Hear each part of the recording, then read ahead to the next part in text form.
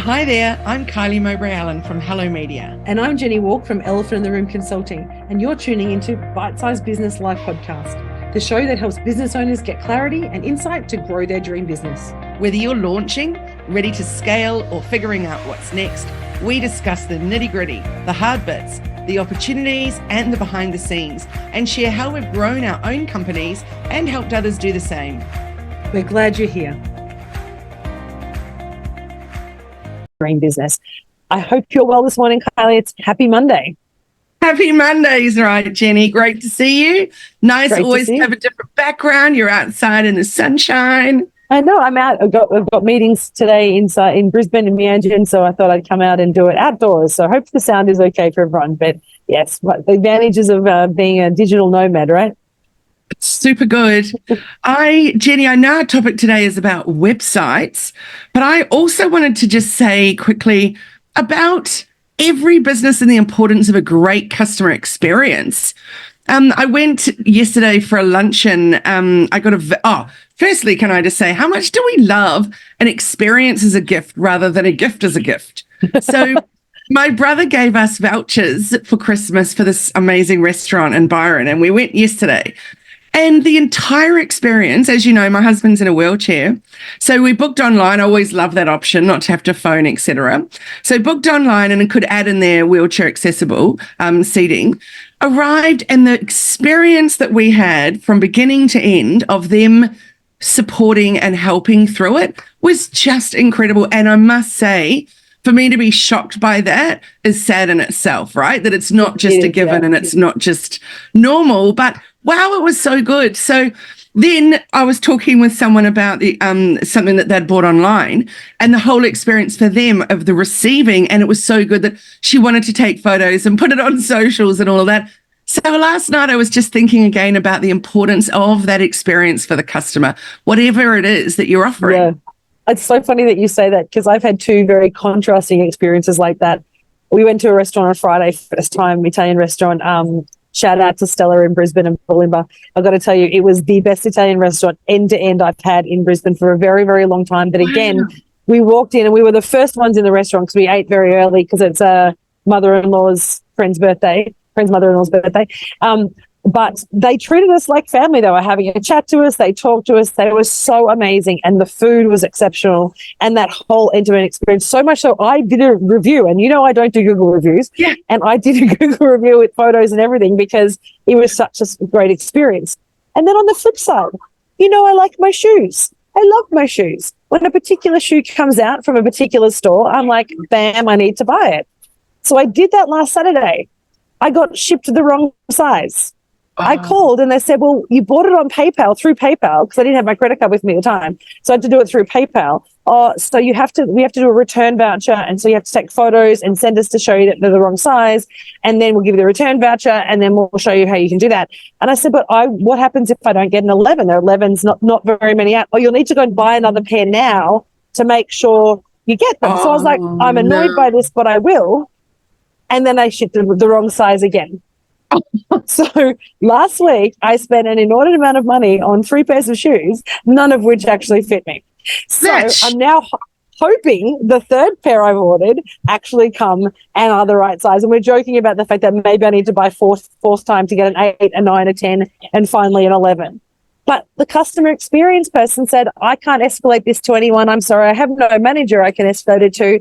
You'll just have to wait and see. Like there was nothing. And the local store in Australia, I'm not going to name who they are, but the local head office doesn't have a customer service number.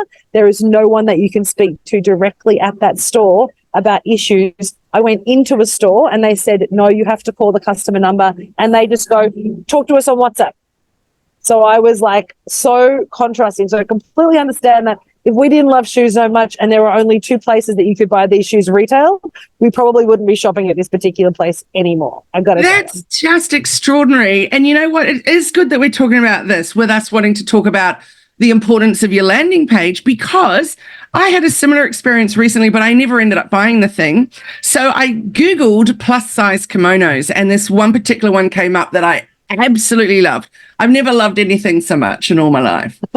So anyway, go to the site and it says there will be a 6-week wait. because it's shipped through something or other else. It's an Australian company with their warehouse in Australia, 6 weeks. Like, that takes us into winter. What on Are they earth? making it? Yeah, exactly. Sourcing the silk from it's fair worms? trade, Indian, et cetera, et cetera. But the issue is, for me, that it says one size fits all. There's not a single measurement on the whole page. But not only that, the model wearing it, there's no shots of the actual kimono.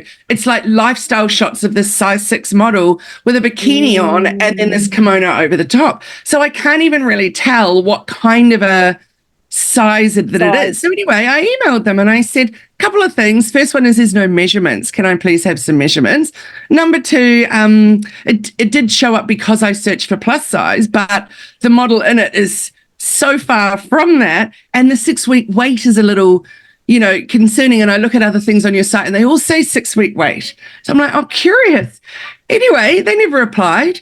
So next thing, I receive an email from them with a special discount to buy this exact thing. And everywhere I go online, I'm being followed by their ads with this one kimono, which is very triggering. So I got in touch with them through their chat and I said, your ads are doing a great job, but also not, because your customer service never followed up. So the ads are actually more frustrating and irritating, which is wasting your money, blah, blah, blah. Anyway, so she says, sorry, there's no one that I can ask for the measurements of it. And no, we won't be able to change the website and put dimensions on. So again, same experience as you, total lack of who then can help. So they've missed a sale. And how bizarre is that? Why have a business? Why have opportunity? You're giving people an option to get help, but then you're not actually giving any help. Yeah, I know. It's like I had to include a customer service box, so I've done that, but I don't actually want to do it. So this is kind of annoying to me. Yeah. Absolutely. So annoying, So annoying indeed. It's important when we're talking about landing pages, you said, because most landing pages are designed as a sales page. Like they're either a capture page or they're an email capture page or a squeeze page, so you're actually getting people to purchase from you. And so getting the landing page right and making sure there is that customer experience when you land on that is so important. And so I know we talked about the importance of websites last week, but the landing page to some extent is almost more important because it's the thing that's often driving them to search the rest of your website, if particularly in that sales page. And you see so many websites and so many systems doing the landing page as their main form of lead capture. So I know you've got 9 amazing tips for us today. I'm going to zip through them super fast. Oh, no, I'm very excited because I had a look at them before we chatted and they are so important and they're just really simple things that people can do. And if you follow these 9 steps when you build your landing page, it's going to increase your likelihood of conversion, I believe. Absolutely. And let's just say we're not necessarily talking about landing page like to book out a course, that you'd go through a platform building a landing page. We're talking about really the home page of your website. And if you have a one-page website, this is even more important that you make sure that you have all of this.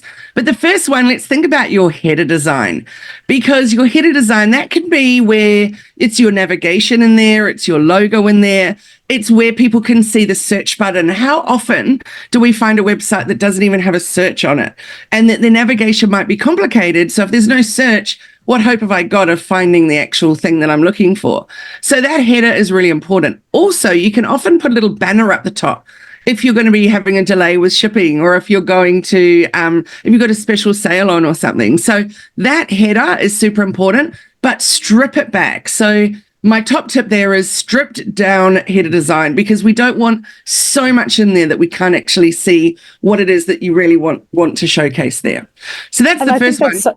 That is so important. I know when you're stripping back, though, the 2 things that I think are critical, though, in addition to that search bar, are your socials. Have your social or contact button at the top. So strip it back if you need to, but make sure there's at least your social buttons and a contact option in addition to a search bar. Absolutely. Why is it so often that people have the socials at the bottom in their footer, which is important too, but not at the top? And we all look up and look to the right. And that's where we want to see those socials. Yeah, definitely. So what's the second one? The really enticing hero section. So I usually refer to that as your above the fold. That's an old school newspaper speak.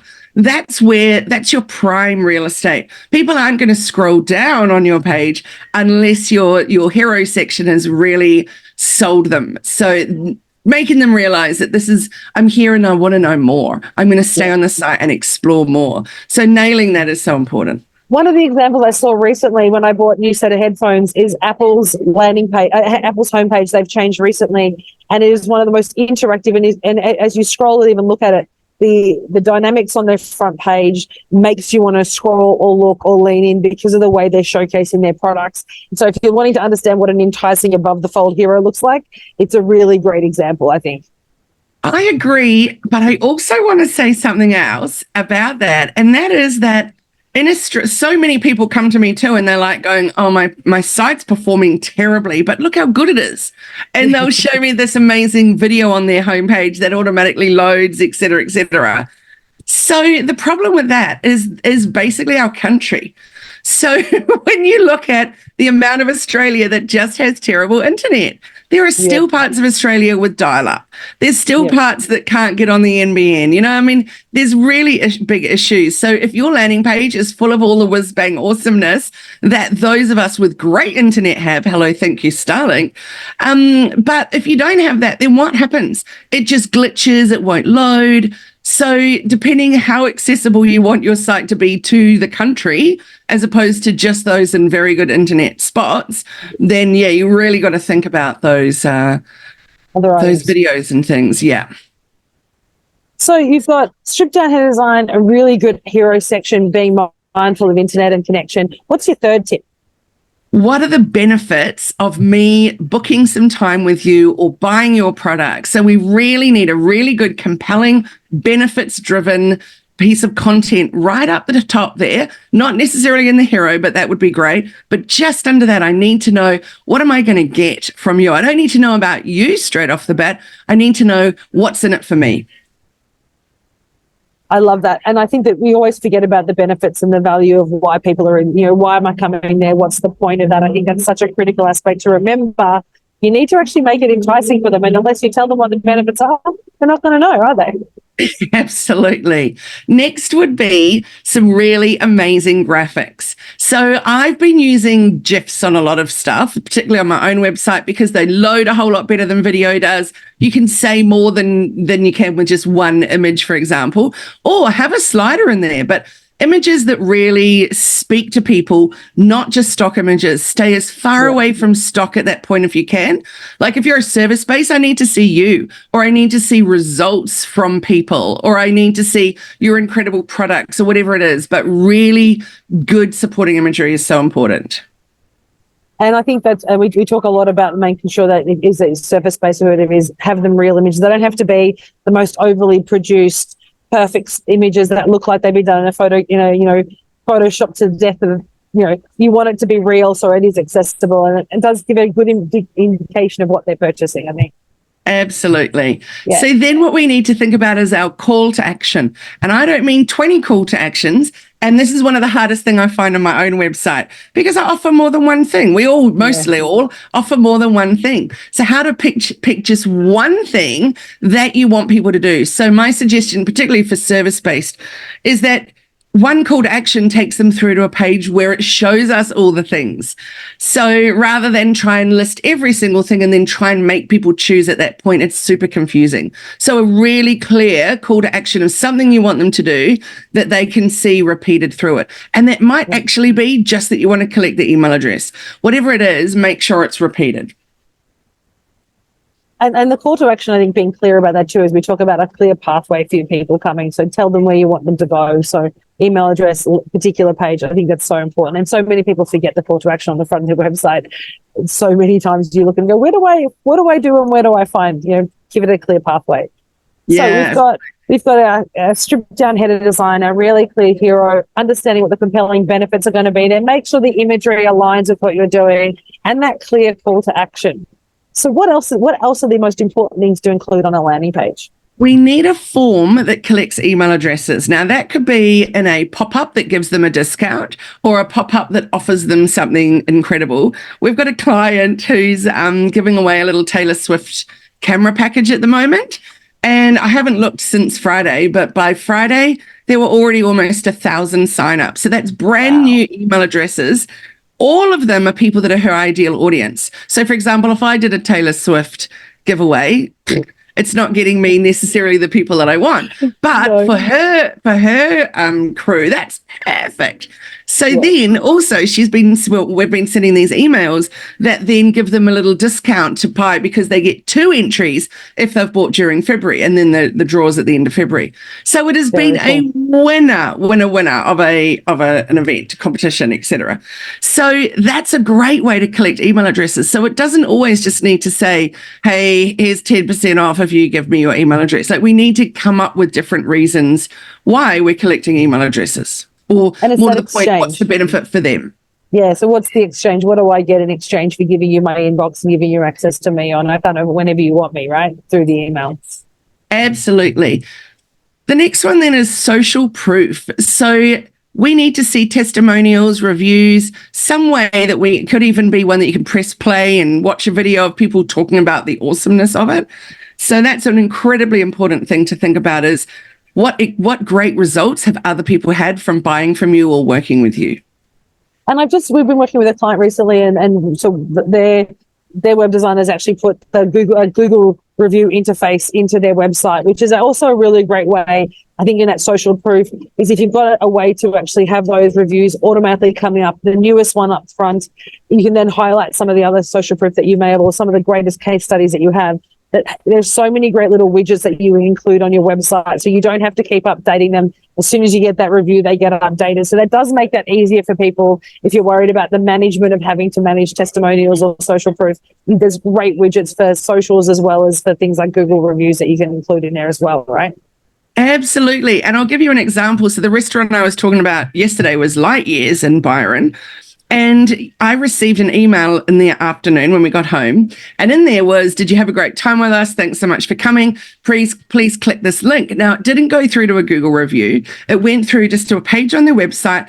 And I could say, I can't remember what the options were, but they were actually pretty good. So one was, I had the best time ever, something like that. Second one was, it was great, but it could have been better. And I think you might have, if you'd chosen that, you might have had the option to write something, whatever. But number one, which I chose, then said, thanks so much. And now would you like to share your experience with the world by leaving a Google review?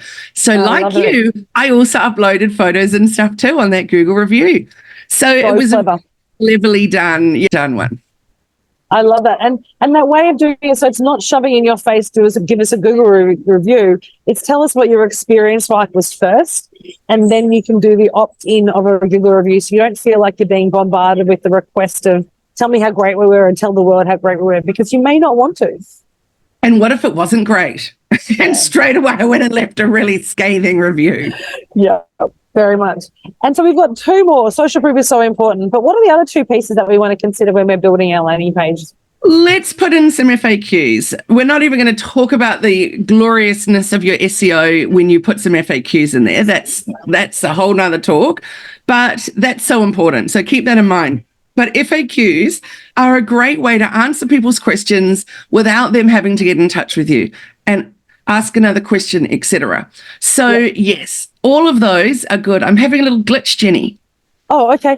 So I know there's one more that Kylie was looking at. So we've gone through 8 of the most amazing key things, not just tips. These are requirements to make a really good landing page. And Kylie, being our digital marketing expert here, has gone through our 8 tips. So we've got stripped down header design. So making sure you're not overladen in your header with extra bits and pieces, but also utilize it in a really good way. So if you have an offer, or if you've got a discount, or even delayed shipping, use the header to share information.